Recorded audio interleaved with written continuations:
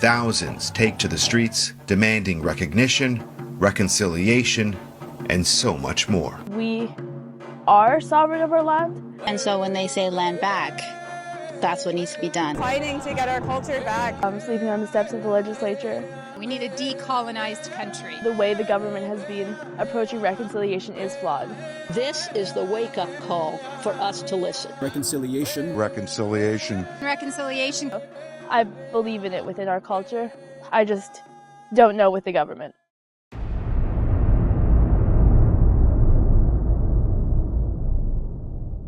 Reconciliation. The reclamation of Indigenous land.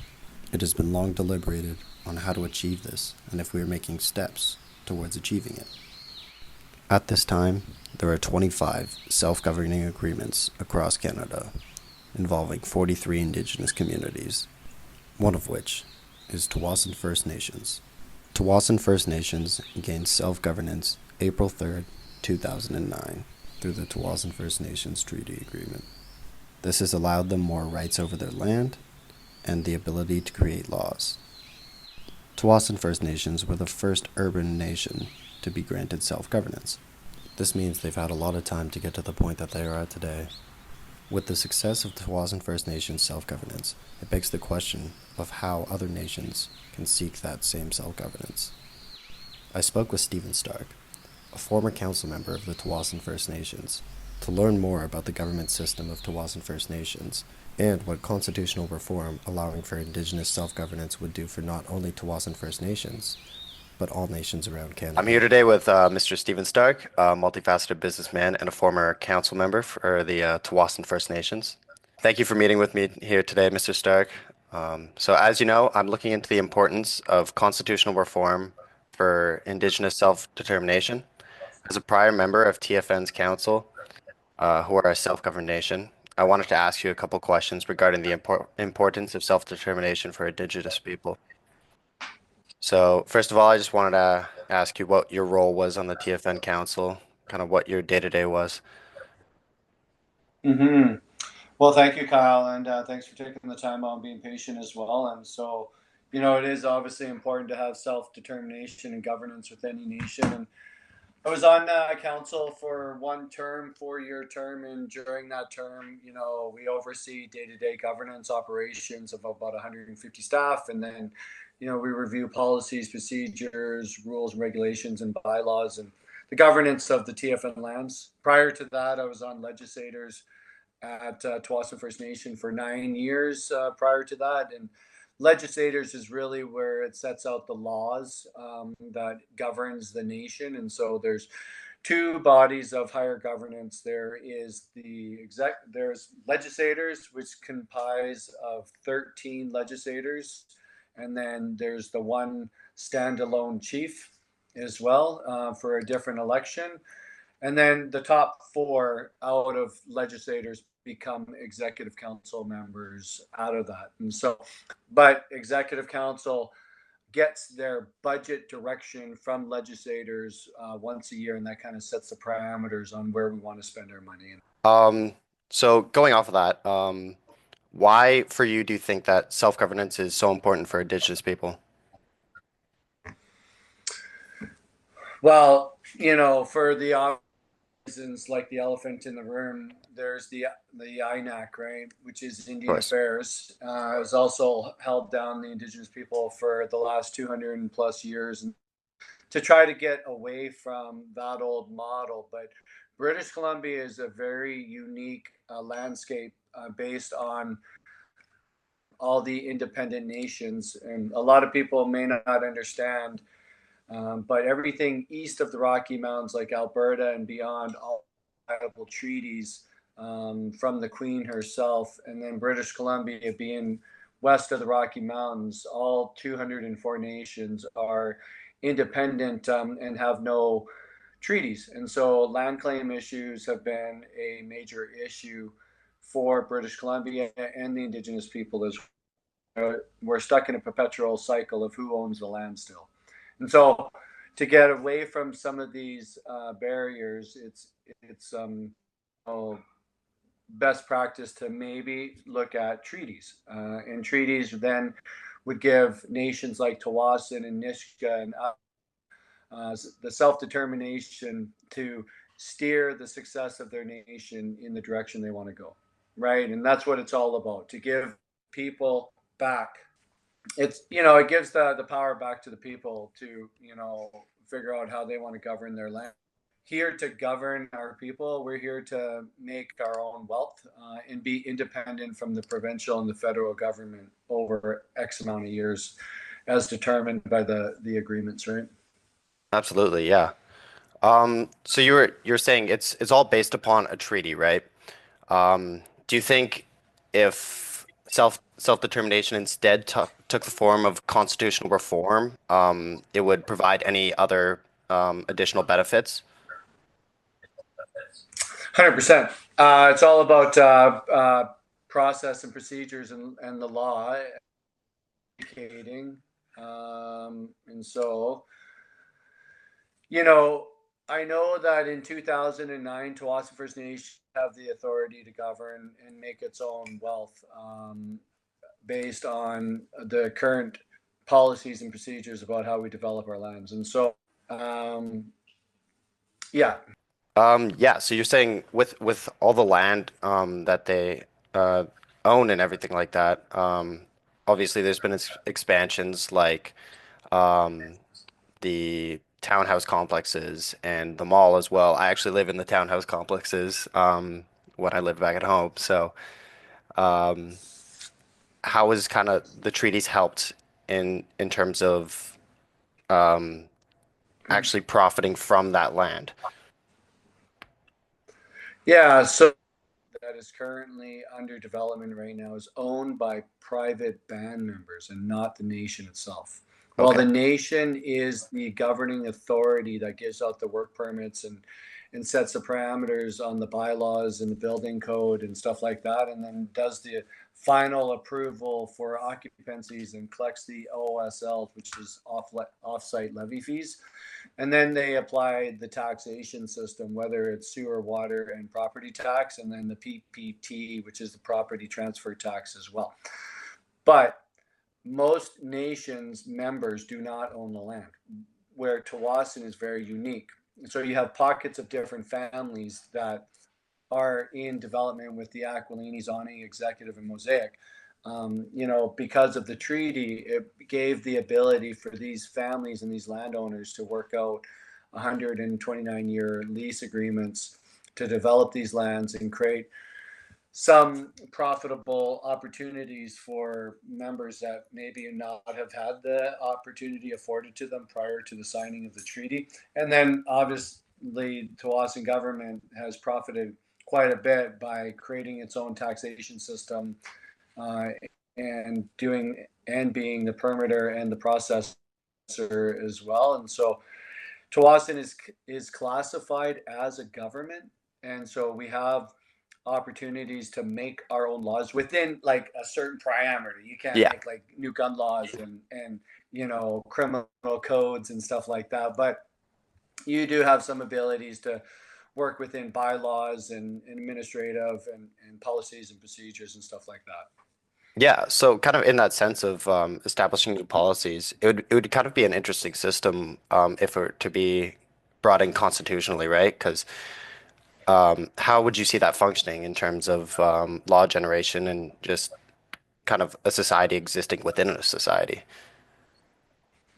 Well, Tsawwassen First Nation has its own constitution, right? And Hmm. so, like Canada, it has its constitution, so it has to kind of work within those frameworks and those confined boundaries of that constitution.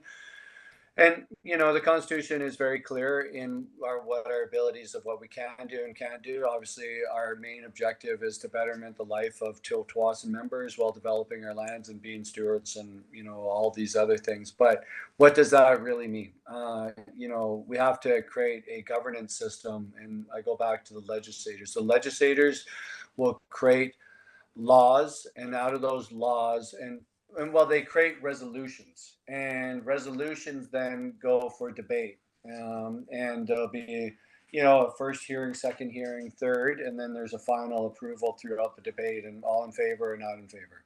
And if it's in favor, then it gets punted down into a process of, what tier is it? How important is it? Of course, any resolution is extremely important at that time, but how does the government manage those resolutions and prioritize with the limited amount of staff? So you go from a non-treaty government to now creating these, bylaws and regulations and resolutions, and while still trying to function a government that needs industrial lands, commercial lands, political landscape, members, facilities, member issues, and then, taxpayers as well. And so, I think we're at about 180 staff now since I was on executive council. So we went up about 30, 35 staff since then. Wow. That's only been 2 years.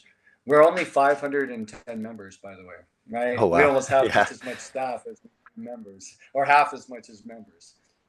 But it all has to start somewhere. Tsawwassen, we're 15 years in.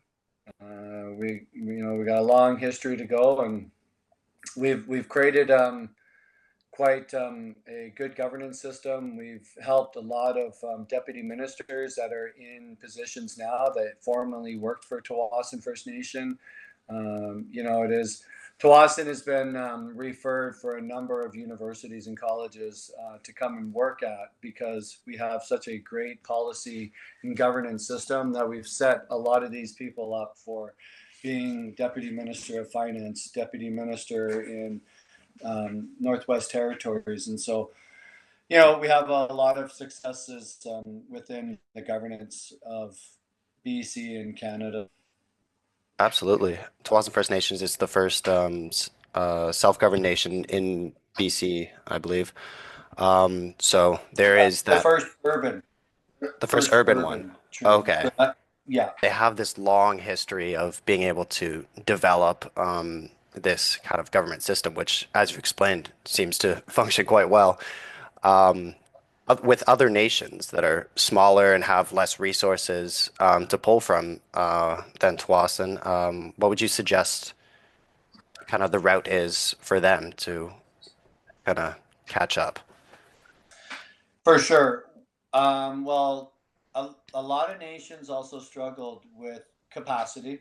Capacity is the issue, right? And so how do you build capacity to go after and be self-governance? And so, obviously working closely with the provincial and the federal to get them to fund it for you, right? They should be doing capacity funding for you. And so that way you can help build your team, because these process takes about 15 years to be self-governing. And then there's stages you have to hit as well. And so I think, when Tsawwassen did it, it was just, there were so many brilliant minds on it that are still actively working with the nation now and also on council. And so, I think Tsawwassen is like, everything is public.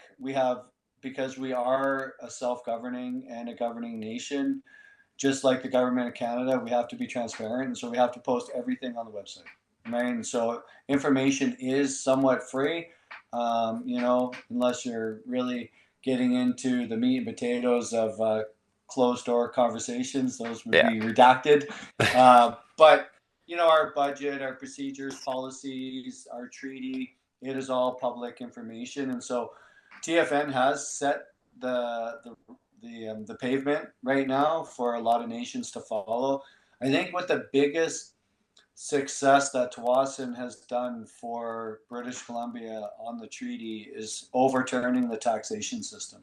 Mm-hmm. And so in 2009, when we first signed the agreement, we agreed in 2017 that we would give up our federal GST and PST exemption. So when we purchase things and have it shipped, we're no longer exempt from that.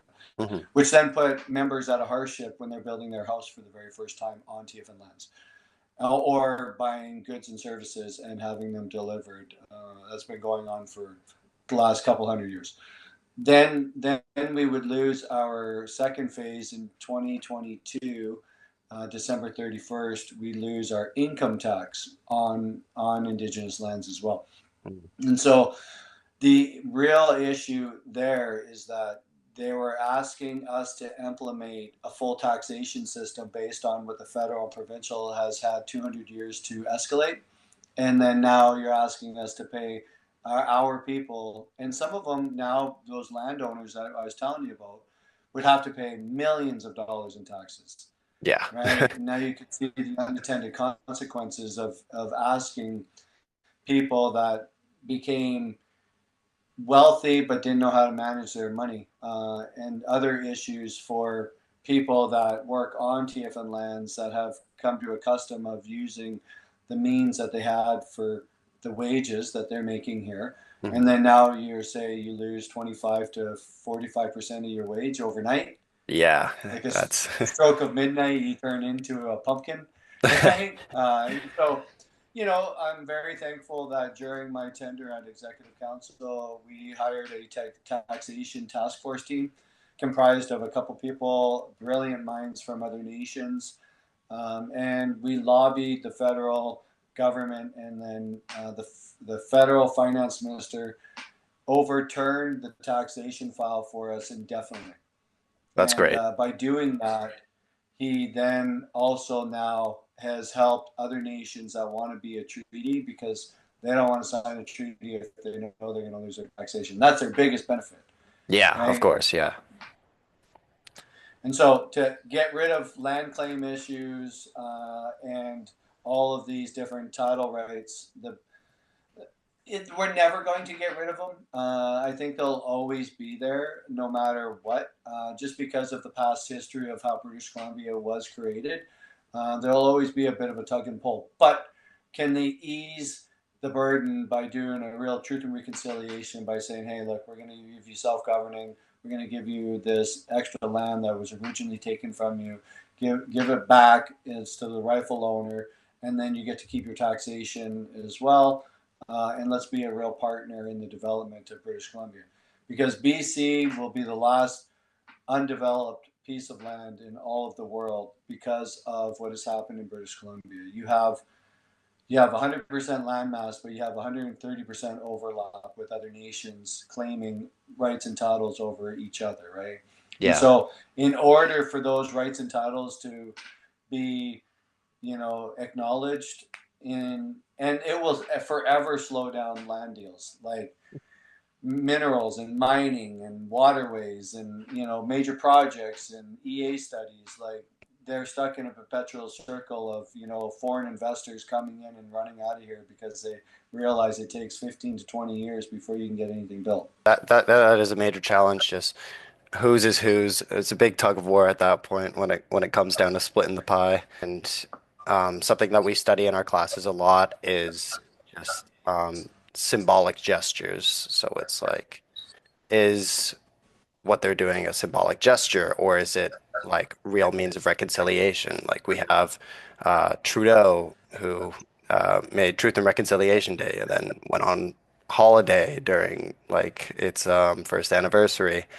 Um, and it's just kind of come to an end where it's like, are we gonna do this, or are we gonna keep going back and forth perpetually?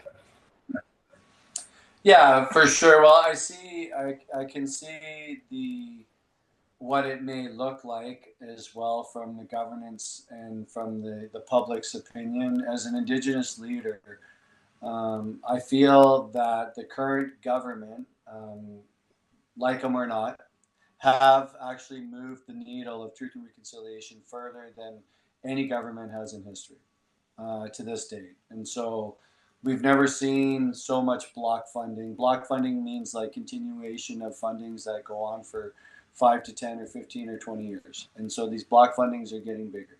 We've never seen so many access to grants to build homes for our people. As an example, we have 63 people on our housing list, and that's just from Tsawwassen First Nation. Now, you multiply that by all these other nations as well. We have a large population that lives off of Indigenous lands. And, the intergenerational trauma that goes along with the history of British Columbia and the history of Canada and Indigenous relationships, as you know, you're studying this, has not been very good. And so we have a lot of people that are displaced down on Hastings, and I do a lot of sponsoring down there and programs. 80% of the people down there are from Indigenous people throughout Alberta, BC, and Washington. That's a high concentration of Indigenous people. How do we bring them back home? How do we give them options to be able to like introduce them back to their culture and give them food that may connect them? How do we give them homes? And so back to the 63 people that we have on our housing list, we ended up getting a $14 million grant, non-payable. We don't have to pay it back. And we create our own housing authority. We built enough houses now on TFN lands over the last 4.5 years. We only have 3 people left on that housing list. Wow. Right. So some of these funds that are coming from the federal, which a lot of the public doesn't see, but are dramatically changing the way that Indigenous people are living.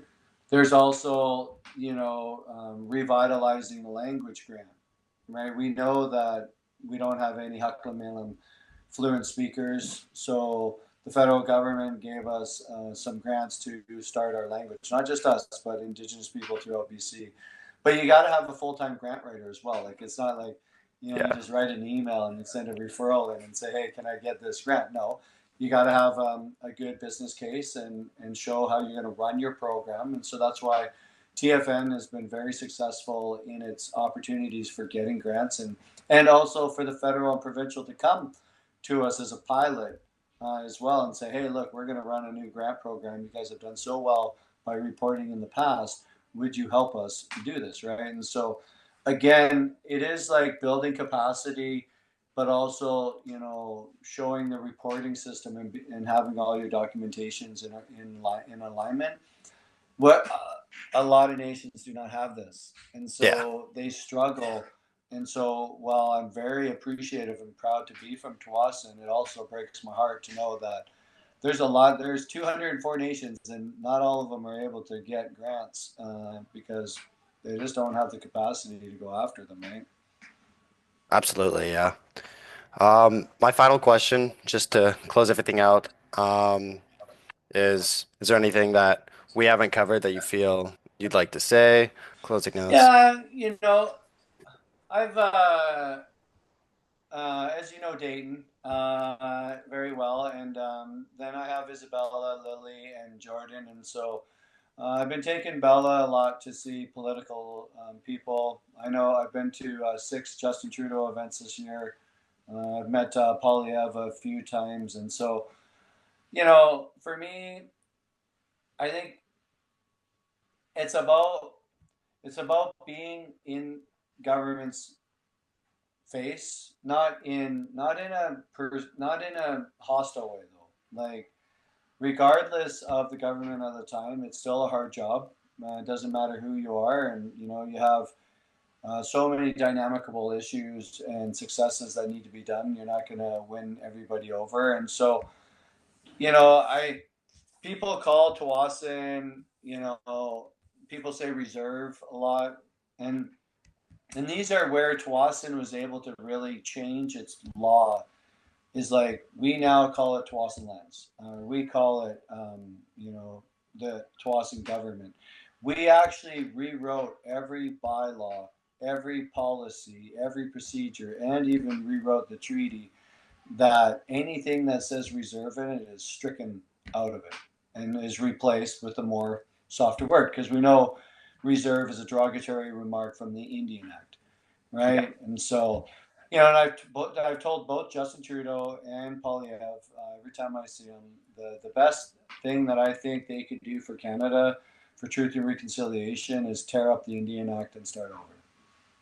Absolutely. In a modern day Act, right? And so that would really build the truth and reconciliation, build a new Indian Act advisory committee, national one, to then just like, how do we move forward in today's environment? It's a huge undertaking, but I think it can be done under the right guidance. We have some amazing judges and lawyers and doctors and leadership all throughout the Indigenous communities throughout Canada. So I think it would be possible, and it would be a huge milestone to really talk about Truth and Reconciliation Day.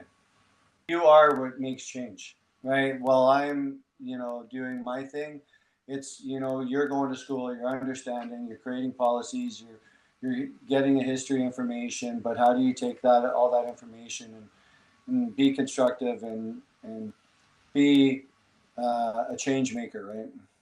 Yeah, absolutely. I feel like all I can do at this point is just try to take in all the information I can. Um, and yeah, everything you've said today, it's a real change of perspective, honestly.